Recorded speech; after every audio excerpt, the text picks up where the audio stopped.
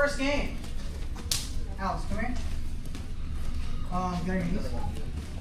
We're gonna start. I get to choose where I begin. Whether I want to start knee shield, or I want to start in a side control, holding one of his wrists. My goal is to stand up to my feet with my hands off the mat. Submissions are not allowed at any point. Alex's goal is just to keep me down. It's just to keep me pinned to the ground. Stop me from getting up. If he mounts me, then I have to find a way to get out and get to my feet. I only win if I get my 2 feet to the mat with my hands off the mat. Even if he stays connected to me and I can get to my feet, I win. You get it? All we're doing is getting the fuck up. Get up. Stand up. The other guy has to keep him pinned on the mat as often as possible. Are you side control? Get on your side. He can choose whether we want. No, you sit down. He can choose whether we start in a knee shield or in side control, and he's holding with my wrists. Whether he's facing me or facing away from me, so holding with my wrists. Yeah? All right. 1, 2. Get up. Get up.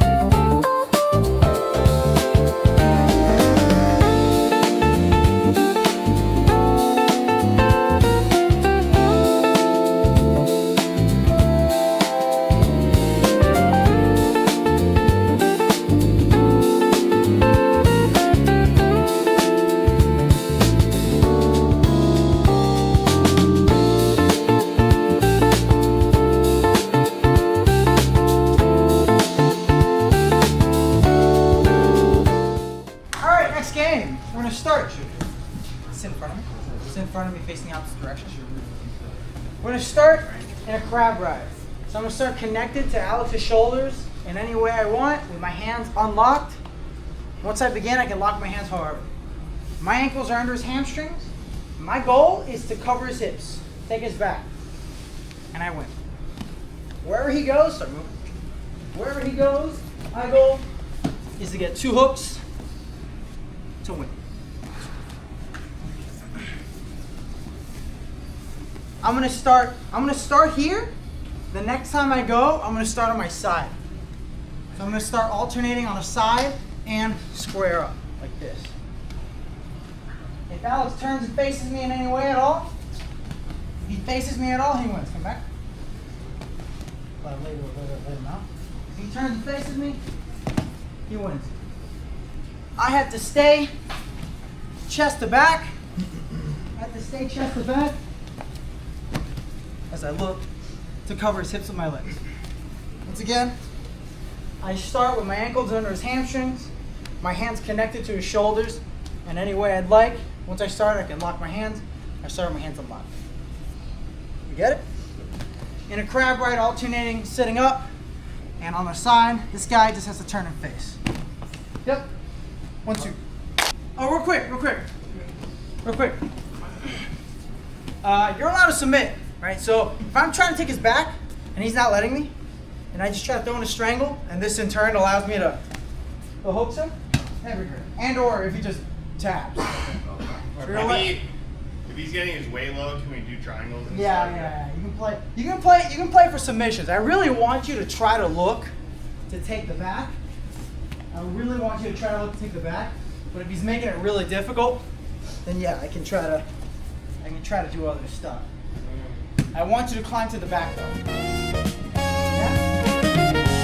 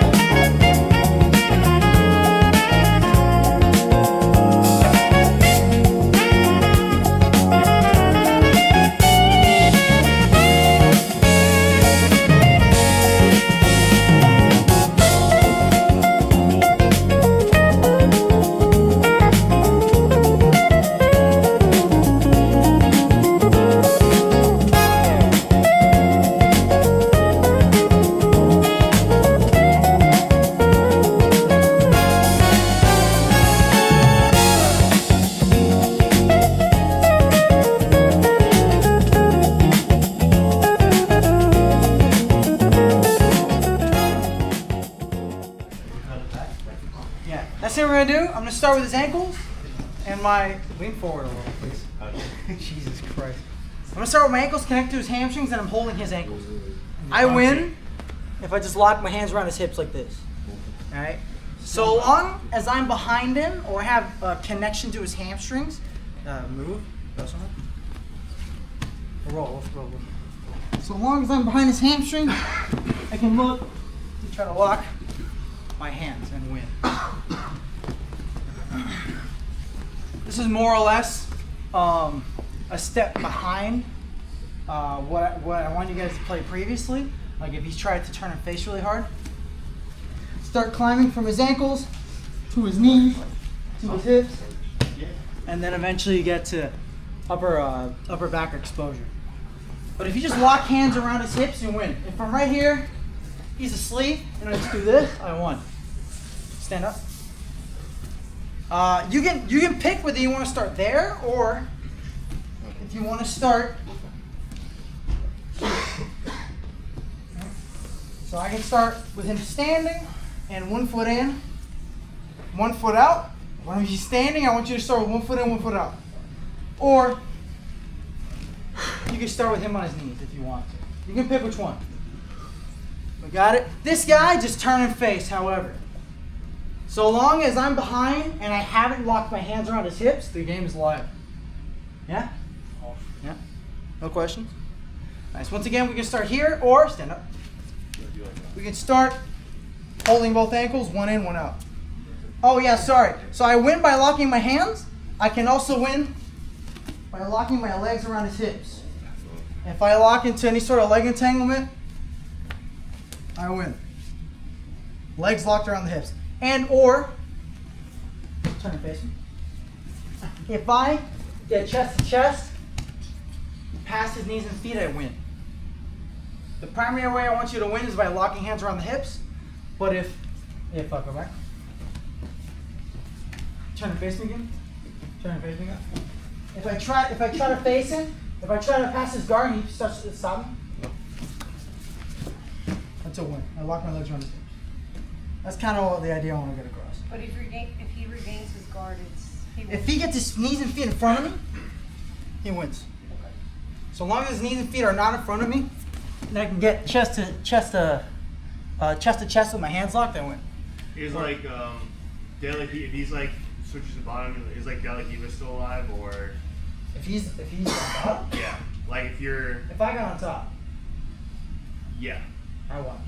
No. If if you start with the thing and he gets on top, like he faces you, but you like have some type of connection like Delahiva, is it still alive? Yeah, if you can play through it, and you can stay behind the guy and play into locking hands, entangling his legs, or getting past his knees and feet, you win. But if he's facing you at all, with his knees and feet in front of you, you lose. Yeah? Yeah? You got it? If it's too complicated, I just want you to lock hands around hips. 1, 2.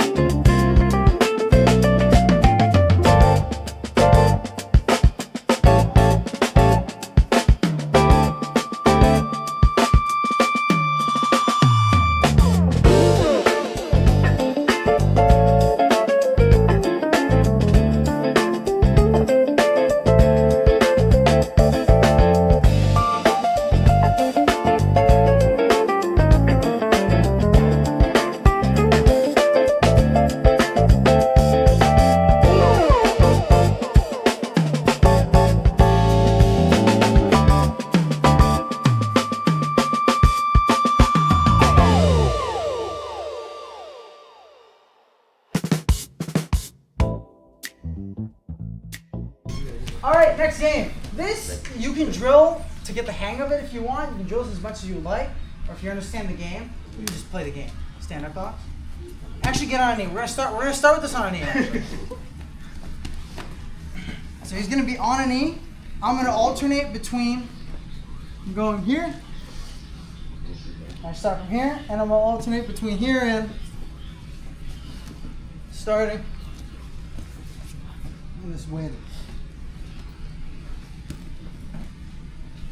So the goals are, I'm looking to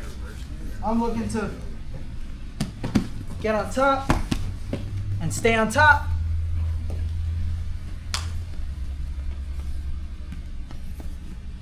If I lock my hands around his hips, I win. Or if I lock my legs around his hips in this fashion, I win. Same rules. It's the same rules as the previous game. Except you're gonna start the moment you get under them. If you want to drill this for a little bit to get the hang of it, you can just drill it until you get the hang of it, and then you'll resist each other. This will be 10 minutes.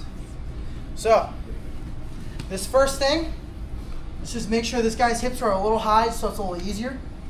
I'm going to start my right leg, his right leg. On my inside hip, I grab his ankle, and I wrap my leg around his hamstring. And then I'm going to punch an underhook. I'm going to punch an underhook in between his ankle and my hip, and I'm going to try to punch myself in the face. The action of trying to punch myself in the face and bringing my knees together puts me under him. And then from here, this is usually a great position to start looking to get behind or attack the legs. Or climb the behind, climb to the back. There you go. You don't have to drill both of these if they're too complicated. If you can drill, you can pick one and do the other. Now this one is the same thing, except being on my inside hip. I'm going to be on my outside hip. Same thing, I wrap my leg around his hamstring. I'm going to punch an underhook. And I'm going to do the same motion, except I'm really going to focus on hooking my leg to his far thigh like this. And I'm just going to curl into a ball. Bring my knees to my chest. If you were here last week, we played a waiter in a different direction. But you can classify this as me trying to either go in between and under him, or around him and under him. So right there, take this leg out. You just take that leg Which out. one? This one.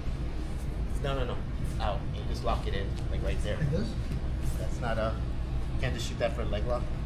I don't think this would count this much. You could just like pull your leg back, and then you try to be on top of it. I'm just retarded. The wedge of my knee behind your knee is really useful. Like I can use this to like send your leg, and I can use this to push against you to get behind and stuff. You can drill this, but if you want to just play it, stand up. You can simplify it and just start from this inside spin. The second I get under, he just begins. So don't even wait for me. I'm just gonna get under and you start.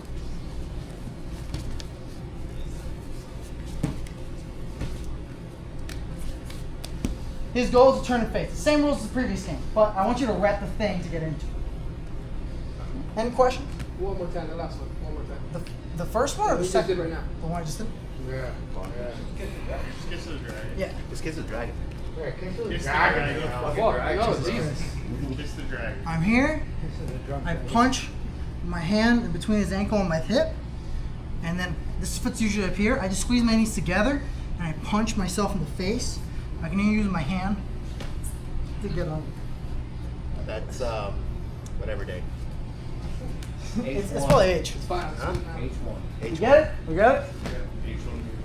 Just rep the move and begin. That? Go to your right shoulder. Spin under. Spin all the way under him. Spin.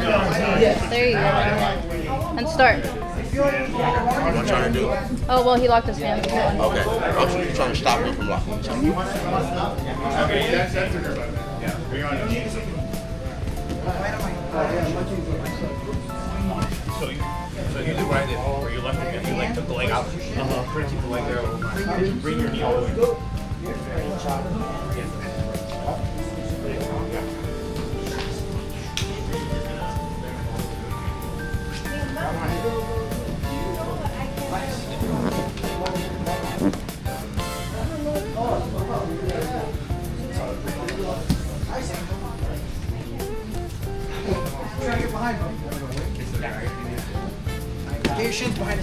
So we're going live as soon as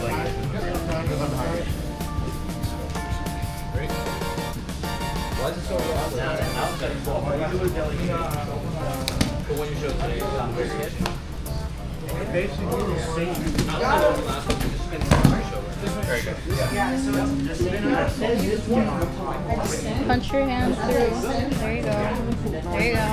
Keep spinning, keep spinning.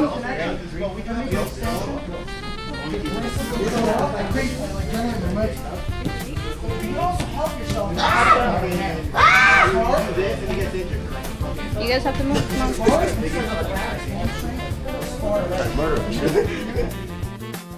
So, we're actually missing the last game that I had them play for this class. I wasn't able to record the game being played. But instead you get a round of me playing a waiter guard game with Ramses. Now, the way this class is structured might frustrate the pure eco bros. It also might frustrate people who believe that drillers make killers. Long story short, I may have designed a class that nobody will think is the right thing to do. But a lot of people tell me as well that doing both is probably the best. That going too far in the direction of just going live or going too far in the direction of just drilling is not optimal for helping the students get better at jiu-jitsu. For the longest time, I believe that better game design is always the answer, and to a large extent, I still believe that.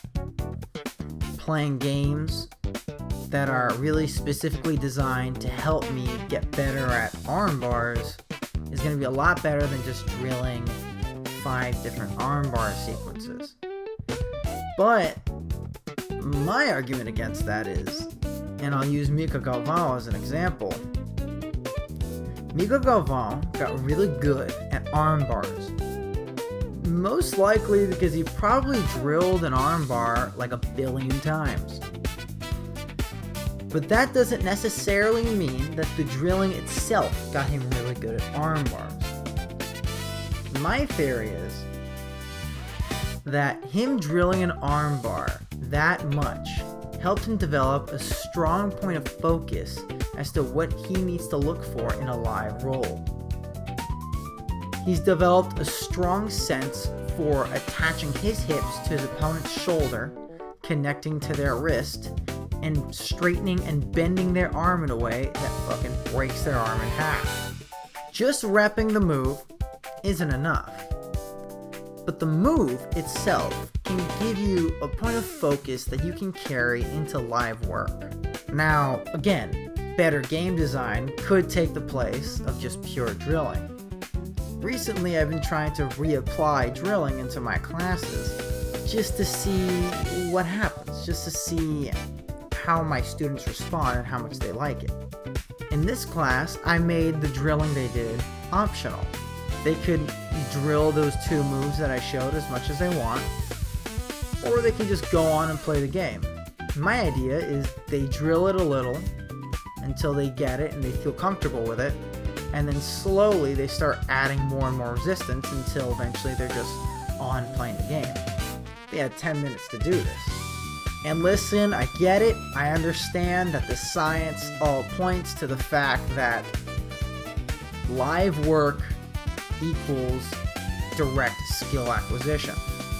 And there are times, even in this class, where I felt like the time could have been better spent just not drilling, but instead giving them a task to focus on while they try to achieve a goal within a game that I can strain them into, that's designed in such a way to help them develop the skills necessary to become better grapplers. But I also see really high-level coaches apply drilling in situationals in really clever ways. Like having them rep a double leg, and the moment that their shoulders connect to the hips, the offensive person's goal is to complete the double leg, put their hips on the mat, and keep their hips pinned to the mat to win. And the defensive person's goal is to stay off the mat, don't get taken down, and or get back up and disconnect. Stuff like that is really interesting to me. Committing 100% to any one rigid quote-unquote approach or method, I think is kind of limiting. I'm not saying what I'm doing is 100% correct either, but there's so many high-level coaches out there that have been getting their athletes to the highest level for years. So I think it's a little nonsensical to ignore their methods. At the end of the day, I'm just trying to help people get better at jiu-jitsu. So, if you disagree with me, then, well, suck my ass.